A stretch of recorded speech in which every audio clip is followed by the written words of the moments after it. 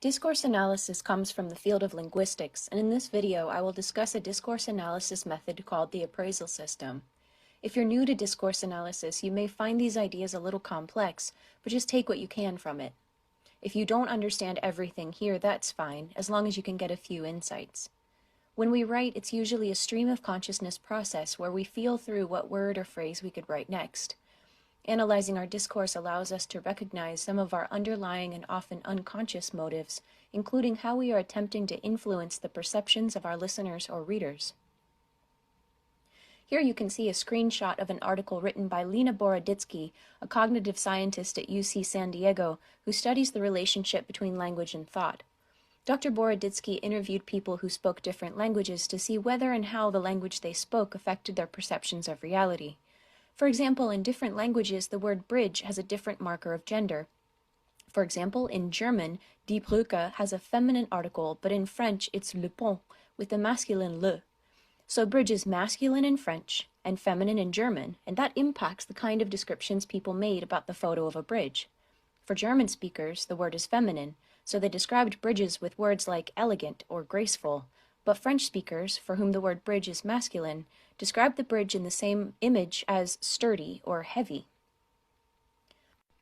This kind of research has been replicated in many studies, such as in this article where researchers discussed how people described a key, as in a key to open a lock. Depending what gender the object is in the target language, people described it differently. So for German speakers, the word key is masculine, so they described it with words like hard, heavy, jagged, metal, and useful. In Spanish, though, the word key is feminine, so the Spanish speakers describe the same images of keys with terms like golden, intricate, little, lovely, and tiny.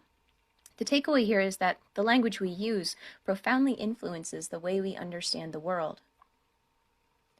The influence of language on our perceptions has real-world consequences, as we can see in a scholarly journal article wherein the authors argue that feminine-named hurricanes are deadlier than masculine-named hurricanes. Can you guess why? That's because, according to the article's authors, people don't take hurricanes with feminine-sounding names as seriously. If Hurricane Ellie is predicted to make landfall in a few days, the threat of Ellie might not sound very intimidating, but if it's Hurricane James coming to town, James may seem more threatening. So according to the source, people tend to evacuate when it's a hurricane given a conventionally masculine name, while fewer people evacuate when it's a hurricane with a conventionally feminine name. This flowchart is based on James Martin's appraisal system, and here is an example of some linguistic choices we could notice when we apply the appraisal system method. Today was a terrible day, today was a pretty good day, today was a fantastic day. There are three main branches in the appraisal system: engagement, attitude, and graduation. I won't discuss much about attitude in this video, but as a brief summary, Martin and his fellow researchers consider attitude to be synonymous with emotion. Attitude is what we can most readily see in the given examples on the right. Attitude includes affect, which is a kind of happy, sad, angry, excited, scared states we usually think of as emotion. Also under the category of attitude, or emotion-based claims, these linguistic researchers include judgment, which includes any claims about ethics or morality, for example, claims about what people should or should not do, and appreciation, which includes claims reflecting assessment of quality, for example, in terms of grades or aesthetic value such as beauty. The examples shown here are characterized by appreciation under the subcategory of attitude in the appraisal system. Later in this video, I will discuss the subcategory of engagement, or how a writer or speaker navigates their relationship with readers or listeners through phrasing. But first, let's take a look at graduation. To remember the meaning of graduation in discourse analysis terms, think back to your last chemistry class, where you probably used a graduated cylinder. The graduated cylinder represents specific degrees along a continuum. So here's an example of graduation in language. I wonder if she betrayed us. I think she betrayed us. And I believe she betrayed us. The graduation here is in degrees of certainty, from least to most sure. I'll talk about that a little more on the next slide, but first I'll note that appraisal sometimes seems obvious or inscribed, while other times it seems contextual or evoked. The phrase, "a bright kid," implies a positive evaluation because being bright or smart is conventionally prized in most circles. On the other hand, if someone is described as a kid who reads a lot, the meaning can depend more on the situation, as evoked by context. For example, certain people or social groups may have a negative attitude toward reading because they think it is a waste of time or it's just not cool. Some people could describe a child as a kid who reads a lot with the intent of politely saying the kid does not seem to be making any friends. In cases of evoked appraisal, considering the context and intended audience of a claim is vital to understanding the meaning. Alright, so graduation resources. Let's take a closer look at force and focus. These markers reveal nuance as well as confidence or uncertainty. They also indicate distancing and face-saving techniques. One way to think about this is in terms of how much skin you have in the game. If you feel completely sure about a claim you're making, you would be willing to place a bigger bet on it. If you're not completely sure, or if you don't want to look stupid if shown to be wrong, you would place a smaller bet on it. First, force in language represents degrees of intensity, and you can use your phrasing to either raise or lower the force. Imagine you're on a date at a restaurant and your date asks, "How is your food?" You could just say it's good, or you could lower the force and say it's pretty good, or you could raise the force and say it's really good. Our choice to lower or raise the force often has as much to do with our real attitudes about the quality of the food as it has to do with the impression we hope to make on our date. We might say our food is really good because we want to make an impression of being a positive person, for example. But if your date asks to try a bite and they say they don't like the taste, your claim of really good then implies that your tastes are more divergent than if you had said pretty good. Lower force is associated with saving face and leaving room for disagreement. Higher force is associated with expressing certainty, which can also indicate that you don't feel any pressure to defer to other people's perspectives. Likewise, compare "it is definitely snowing" with a raised force, reflecting a high level of certainty, with "it is snowing," and "it might be snowing" with a lower force and expressing room for doubt.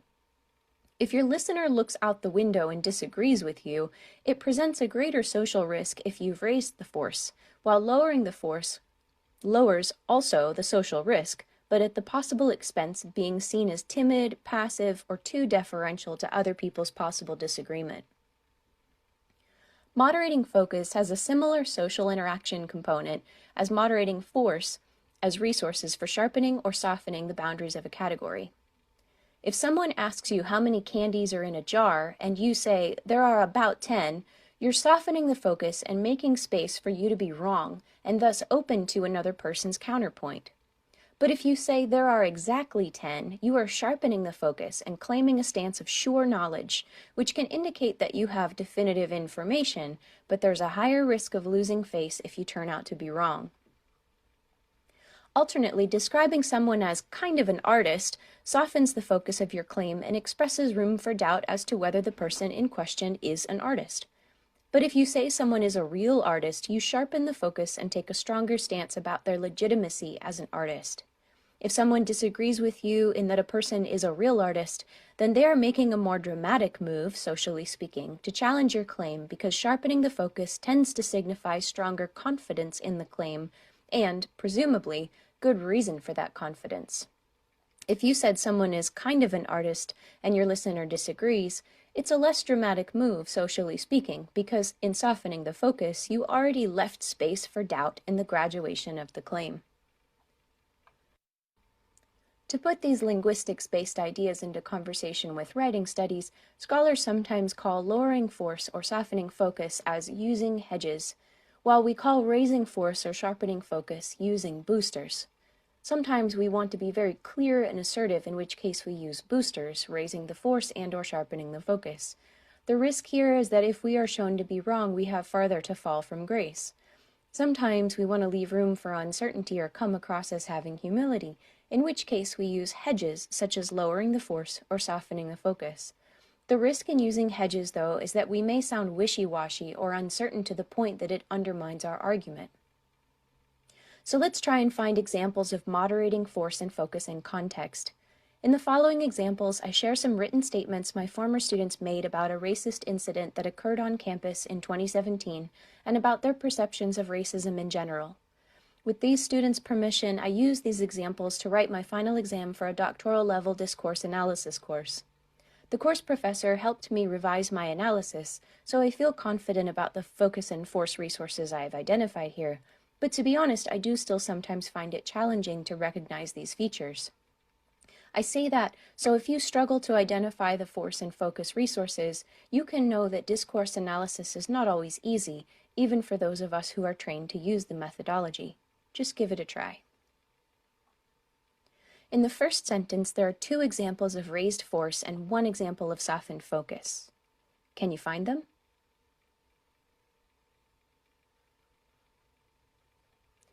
Always raises the force, while to some level softens the focus, and no matter how much, raises the force again. In the second sentence, there is 1 example of raised force. Do you see it? The word very is a common form of raising the force. There is 1 more example of raised force in the last sentence, and you could say it's an evoked raised force. Since the first sentence includes a contraction in the word doesn't, the fact that the participant wrote cannot instead of can't reflects a purposeful choice. Cannot implies a raised force over the alternate option of can't, which would have been more consistent with the writer's style. Take a moment to pause here. Grab your blue highlighter and your pink highlighter, and take a look at the printed copy of your latest draft. Choose 1 paragraph in your writing to search for these graduation resources. It may be helpful to search in a paragraph where you are articulating your own argument. If you can't find any examples in the first paragraph you chose, try searching in a different section of the draft, since we often use these resources differently depending on the purpose or focus of each section. See if you can find examples of where you have raised or lowered the force, or where you have sharpened or softened the focus in your own writing.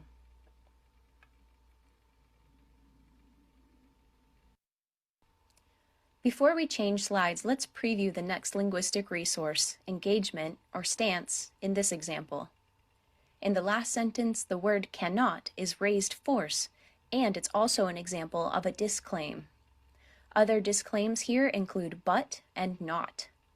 Each of these disclaims is expressing a strong perspective about what is or is not reality.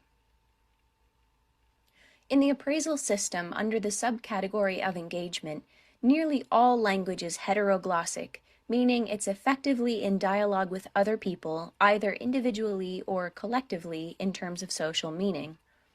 This is true even for texts we might not recognize as being in dialogue, including a personal diary entry, or even deeper, any stream of consciousness language-based chatter flowing through our minds.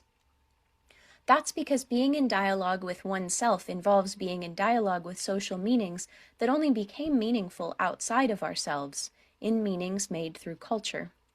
It's a little complex, and you don't need to understand that to learn how to identify engagement resources. For the sake of our practicing here, engagement resources in language come in 2 forms, contracting and expanding. We use contracting resources when we make claims about what reality is or is not. A proclaim is a claim about what reality is, and a disclaim is a claim about what reality is not. When we use contracting engagement resources, we contract the discursive space, meaning that we limit the scope of possibility for other interpretations because our statement does not expressly invite alternate explanations or views. On the other hand, when we use expanding resources, we create space for alternate perspectives or claims that are different from our own. Expansion is more on par with an inquiry or curiosity-based stance, wherein the writer or speaker is clearly open to considering multiple interpretations or perspectives. When we use expanding engagement resources, we expand the discursive space, meaning we make room for other interpretations or perspectives. We can use expansion through linguistic cues to entertain other ideas, and whenever we cite other people, we are using expanding engagement resources by making an attribution. So let's break down some examples of engagement resources, also known in writing studies as stance. These resources show writers' attentiveness to other interlocutors, stakeholders, or perspectives, including any particular or abstract individuals or groups. Interlocutors means people involved in a conversation, whether a literal conversation or a figurative conversation, in the sense that society has broader ongoing conversation about cultural themes. If two authors write about the same topic, even if they don't cite each other, they are interlocutors because they are both involved in a broader social conversation. Right now, you and I are interlocutors because I'm producing meaning through language, and your mind is creating meaning from my language. That makes us interlocutors. The same thing happens through any piece of writing, too. Somebody has produced language-based meaning, and then other people make meaning through their contact with that language, so everyone involved is an interlocutor. A stakeholder is someone who may or may not be an interlocutor, but who has skin in the game. For example, I'm a person with multiple disabilities. I may not be an interlocutor in every literal conversation that involves people with disabilities, but I am a stakeholder in those conversations because any conversation about disabled people in general is about a group to which I belong. To understand engagement as an analytical concept, we need to consider an important premise. Martin writes that the basic reason for advancing an opinion is to elicit a response of solidarity from the addressee. This premise has roots in psychology and sociology, as we humans are innately interdependent and driven to share perspectives with other people, whether that involves us adopting other people's perspectives or us trying to persuade other people to share our perspective. We generally want people to see things the same way we do because a shared sense of meaning implies more people working with us rather than against us. So when we make claims, we hope whoever is listening or reading will agree with us. That's the underlying premise. So we have contracting and expanding resources, as I mentioned before. There are two main ways you can contract the discursive space. You can disclaim something, either through a denial using language like no, didn't, or never, or you can counter using language like although or but. Alternately, you can contract the discursive space by proclaiming something, either through concurring in language like naturally or admittedly, through pronouncing in language like I contend or indeed, or through endorsing in language like evidence shows. Again, you don't need to memorize the sub-categories. Just getting the gist of these ideas is the most important thing. On the other hand, you can use expanding resources to signify that you are inviting divergent interpretations or perspectives. You can use expanding resources in language such as perhaps or might, which you may also recognize in hedges that lower force or soften claims. Or you can use attributions by citing other perspectives in phrases like they said or they claimed. Let's take a look at these resources in another sample text from the dataset I referenced earlier. In this passage, there are 4 examples of contracting resources and 2 examples of expanding resources. The first contracting resource is a disclaim in the 4th sentence. The word not is a denial.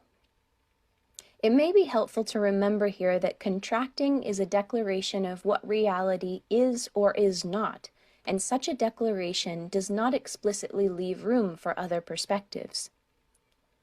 In the next sentence, there is 1 contracting resource and 1 expanding resource. Can you find them?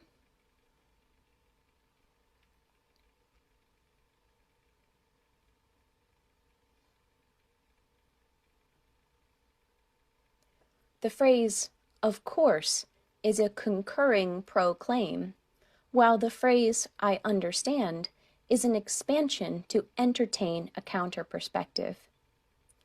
In expanding resources, we do make space for other perspectives, so using a phrase like I understand signifies the writer's awareness of potential counter perspectives about their last claim.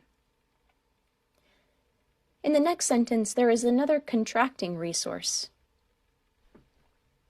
However is another proclaim, where the writer is effectively concurring with their own argument. The next engagement resource is represented in the following quotes, where the writer is attributing claims to other people. This may seem a bit counterintuitive, as the writer is representing other people's reductive thinking in quotes, but it's the fact that the writer is alluding to any other perspectives that makes it an expansion. More specifically, it's a type of expansion called a distancing attribution, where the writer is distancing themselves from a perspective, but nonetheless acknowledging people who hold that perspective. Finally, there is one more engagement resource in the last sentence here. Again, the word not is a disclaim, a claim of denial. We'll take another moment to pause here. Get your yellow and green highlighters ready and look at your own draft. See if you can find some examples of where you used engagement resources, either in terms of contracting or expanding the discursive space. Where do you make claims, either in the sense of making a proclaim or a disclaim? Where do you offer an expansion of the discursive space by acknowledging other real or hypothetical perspectives? Take a few minutes to see if you can note some engagement resources in your own text.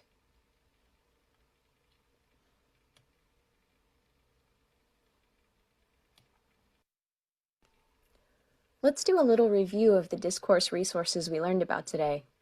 In the first line of this sample, we have a raised force in the repetition of so, and a sharpened focus in right now. We have another raised force in everywhere, and another raised force in can not, which could have been a contraction, but the writer chose to write it out. We then have two cases of sharpened focus in just and all. The writer then softened the focus in the phrase to certain degrees. The word so is another raised force, and so is the word must, which is the writer's depiction of another hypothetical person's use of raised force.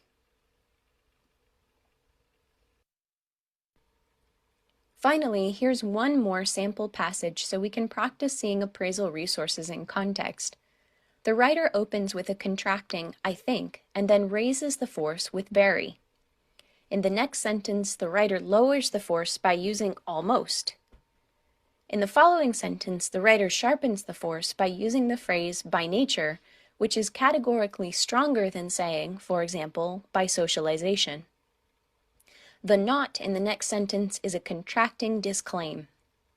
The following sentence has quite a few engagement resources. I do believe is a proclamation that includes the raised force of do for emphasis, while even though is a countering disclaim which contracts possible meaning. All sharpens the focus, while do raises the force of the claim, while should proclaims and not disclaims. We see the same should proclaim, not disclaim pattern in the next sentence, followed by an expanding, entertaining resource in can be.